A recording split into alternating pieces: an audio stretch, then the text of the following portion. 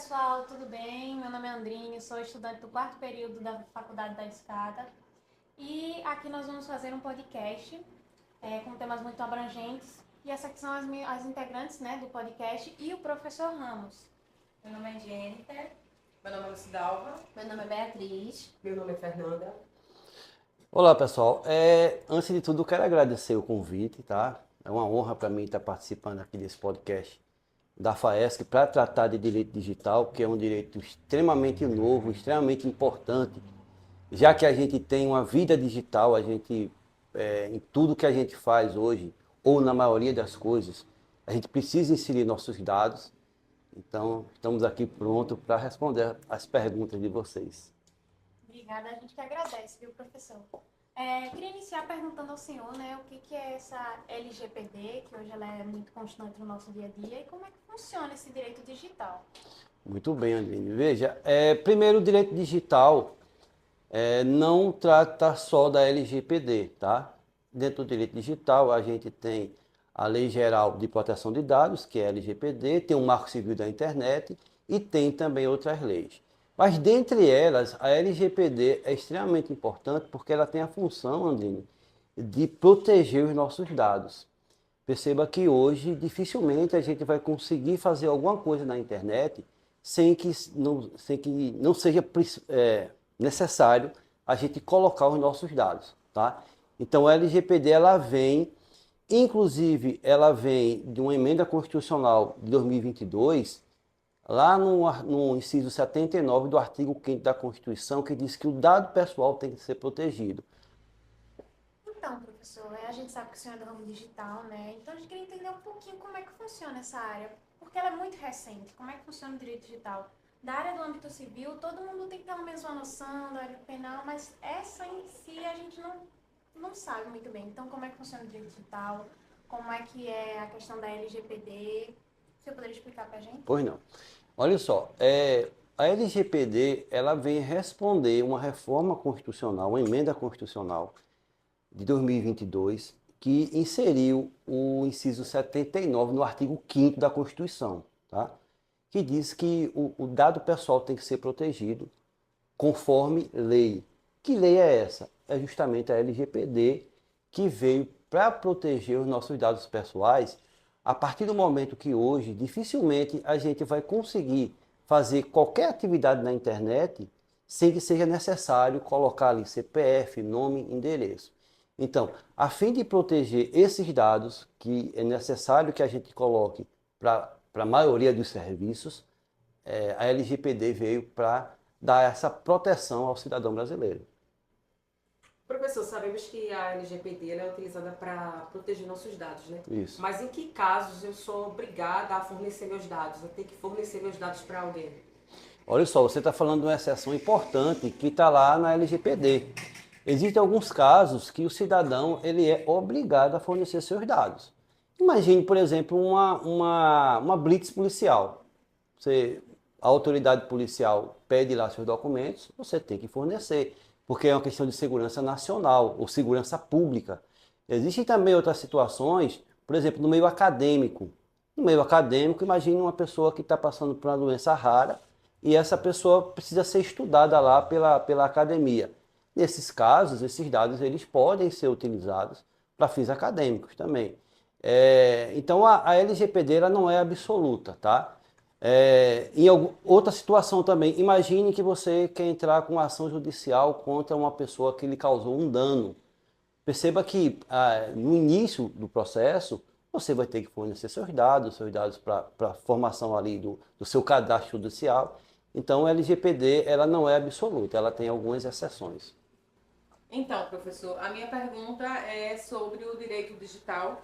Sabendo que ele já faz parte da nossa realidade, inclusive foi aprovado em 2021 que ele fizesse parte da grade curricular. Então, é uma realidade. Porém, como o senhor vê o direito digital no futuro do ramo do direito? Olha só, o direito digital ele tem um futuro muito promissor. Até porque nós temos hoje, né, a gente pode dizer assim, de forma bem tranquila, que nós temos duas vidas. Nós temos a vida real e nós temos a vida digital. E olha só, não é muito incomum que os dados das pessoas estejam sendo transferidos de forma ilegal. Então, assim, eu vejo como um ramo promissor, um ramo que está começando agora, né? Como você falou, começou em 2021 a aprovação do Ministério da Educação para colocar na grade curricular dos cursos de Direito. Então, só tem a crescer porque não tem como correr do mundo digital mais. A gente já é digital e vai continuar sendo mais digital ainda. Então, eu diria que é um dos ramos do direito mais promissores que a gente tem hoje. Professor, visto que o ramo do direito digital vem crescendo muito, né, o que o senhor acha das especializações, a importância de fazer uma especialização no ramo do direito digital? Olha só, Bia, eu acho extremamente importante, principalmente vocês que estão, né, ainda estão na graduação, pensar em se especializar em direito digital, né? Porque se a gente levar em consideração algumas situações, o mundo digital ele está abarcando o mundo real. Perceba que há um tempo atrás seria impossível um juiz pensar em fazer uma audiência virtual. E a gente começou a perceber que depois da pandemia já há essa possibilidade de audiência virtual. Então veja, esse é um novo ramo que está se descortinando aí para o profissional do direito, que eu daria uma sugestão para vocês, tá? Se especialize em direito digital, porque o mundo vai continuar sendo digital e vai se digitalizar muito mais. Então perceba que a atuação do profissional nesse mundo, que dizem que é terra de ninguém, mas o direito digital está aí para regulamentar isso, é extremamente importante para o futuro da cidadania e da democracia do país. Professor, a gente queria saber como é que a LGPD se aplica nos casos de dados sensíveis. Muito bem, veja, os dados pessoais sensíveis, eles são muito importantes, porque eles têm uma relação com a nossa intimidade, com a nossa vida privada, e o vazamento desses dados, o vazamento desses dados pode causar uma dificuldade para a personalidade da pessoa humana, ou seja, daquela pessoa que teve seus dados vazados, tá? Então eu diria que a LGPD ela tem uma função primordial em proteger esses dados, de modo a que o cidadão brasileiro tenha a sua psique, e aí eu estou entrando um pouquinho, né, em outra área, tenha a sua psique protegida a partir do momento em que eu tenha segurança de que eu vou poder colocar esses dados, ou fornecer esses dados, e não ter esses dados divulgados de forma a expor a minha vida, a minha honra e a minha intimidade, tá? Então, é de extrema importância os dados sensíveis para a LGPD e para a proteção da honra e da vida privada do cidadão. Então, pessoal, agora nós estamos com o Dr. Paulo, né, que é titular de Água Preta, mas também trabalha na comarca de Catende e de Gameleira. Isso, vamos me apresentar um pouquinho para vocês. Meu nome é Paulo Ricardo Cassaro, eu sou juiz titular da primeira vara de Água Preta, respondo também toda substituição em Gameleira e Catende, respondendo pela Justiça Eleitoral de Catende também. Eu estou aqui à disposição. Então, doutor Paulo, quando falamos do novo Código Civil, realmente havia necessidade desse novo Código Civil? Quais as vantagens, né, que esse novo Código Civil trouxe para nós da área do direito e para quem também ele será aplicado? Então, essa reforma que está se estudando, né, do Código Civil, ela é importante. Primeiro, a gente tem que lembrar assim, da nossa cultura. Nossa cultura é romano-germânica, né? Então, a gente parte da lei. Embora a gente tenha evoluído, né, encaminhando no sentido da common law, a gente parte da lei. E aí a gente precisa de uma atualização mesmo, né, da legislação civil, que eu vou dar um dos exemplos do que é tratado lá. Por exemplo, a reprodução assistida. No meu caso específico, eu tenho 2 filhas de reprodução assistida. E a gente ficava num limbo de, por exemplo, como que fica os óvulos, os embriões produzidos a partir daí, e a doação depois, pode, não pode? Aí se a pessoa falecer, precisa de autorização, vale só no contrato, tem que estar no testamento, algo do tipo, e existem alguns julgados nesse sentido, mas sem uma legislação específica sobre o assunto. Questões mais recentes também, por exemplo, de pets, né? Tem pet que é tratado como filho. Olhar a chave do meu carro ali, vai ver que é a foto da minha cachorrinha. E aí, separou o casal, tem que ajudar, né, contribuir para manter, um tem direito a ficar um dia com um pet, outro. Então são questões que elas vieram, né, foram evoluindo com a sociedade, mas ainda não tem um tratamento adequado na legislação. Então isso é importante para que a gente possa ter segurança jurídica, né? Você sabe o que esperar, né, diante de uma situação como essa. Então eu acho que é importante sim essa atualização da legislação, já que a sociedade muda tão rápido, né? Pronto, falando sobre demandas, o senhor acha que a inteligência artificial poderia ser usada para auxiliar e até que ponto? Então, ela já é utilizada, bem utilizada. A questão é até que ponto? Essa é a grande pergunta. Mas assim, dá exemplo do nosso tribunal, o Tribunal de Justiça de Pernambuco. A gente tem algumas inteligências artificiais que ajudam muito. Então a gente tem o Bastião, que ele aponta possíveis demandas predatórias para o juiz tomar mais cuidado com aquelas ações. Tem a Elis, que trabalha com execuções. Então ela, como são demandas massivas, assim, elas são distribuídas em grande número, ela faz uma leitura ali, são processos mais simples, ela faz uma leitura daquela parte inicial e faz a minuta de um despacho, né? Permitindo assim uma agilidade muito maior, porque não são processos complexos, tá? E a gente tem um expedito que, por exemplo, nas sentenças penais condenatórias, no final, há uma série de dispositivos que são automáticos. Comunicar ao Instituto Tavares Buril, fazer, enfim, expedir guia, e aí isso ele faz de forma automática. Então, assim, é possível, é super possível, já acontece. Tem um juiz federal que ele dá um curso de aplicação de ChatGPT para atos, né, judiciais, enfim, para sentença, mas também para advogados, né, para elaborar petições, tudo. Então, isso já acontece, já é uma realidade. A questão é até que ponto. Por exemplo, seria possível substituir o juiz? Seria possível substituir o advogado?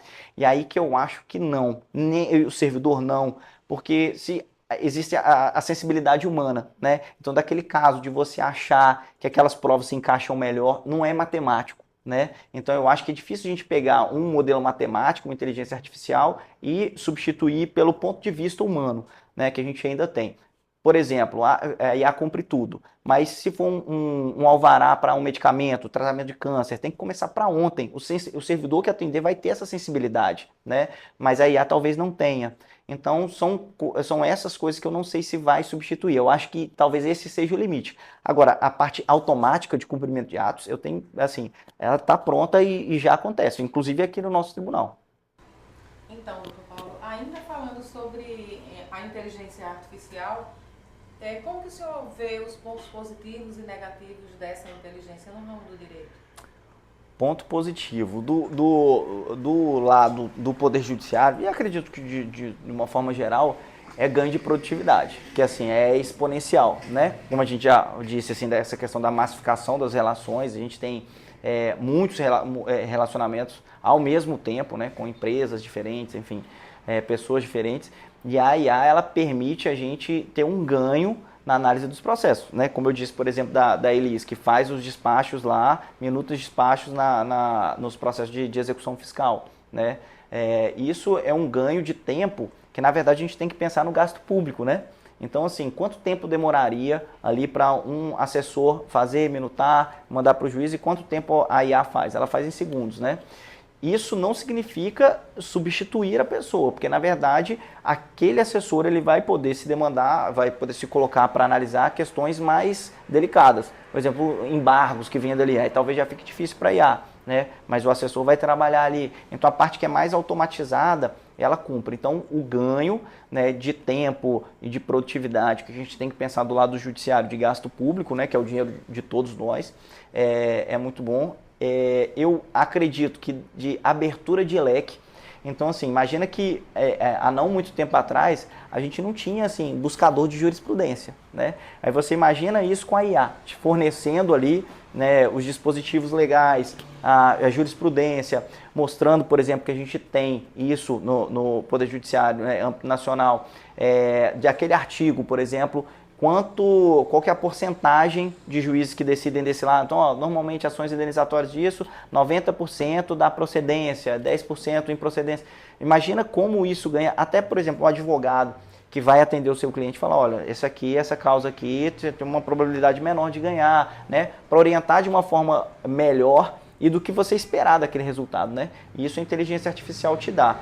Eu acho que ponto negativo é do próprio limite da inteligência artificial que a gente quer para a gente como sociedade, né? Então a gente quer que substitua o médico, né, que vai fazer a cirurgia em você. Você quer que substitua, por exemplo, um juiz que vai analisar um caso de divórcio, de pensão dos seus filhos, né? Essas são determinadas coisas que a gente vai ter que se debruçar para resolver em algum momento, né? E até de qual que é o limite mesmo da inteligência artificial, que pouco se sabe, né? Como é o processo de aprendizado dela, né? E até em que ponto ela pode chegar para não ser uma ameaça, né, para a gente. Então eu acho que os pontos negativos são esses, mas que estão sendo discutidos, eu acho que até fora assim, do direito, é uma coisa mais ampla, né, que abarca a gente como sociedade de uma maneira geral. Mas positivo é quem consegue imaginar a vida sem celular hoje, né? Então é isso, eu acho que veio para ficar.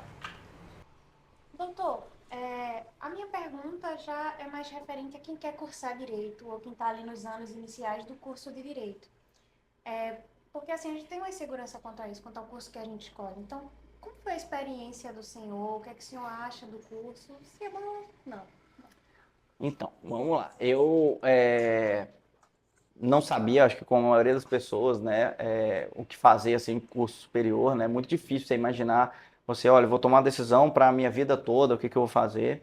E o direito, como eu acho que para muitas pessoas, acabou caindo no meu colo. Assim, por exclusão dos demais, eu acabei indo para o direito, né? E foi desse jeito mesmo. Minha mãe, então vai fazer direito, né? E fui eu, né? Para poder fazer direito. Eram as matérias que eu mais gostava. E no começo do curso eu não gostava, sabe? Eu queria abandonar o curso.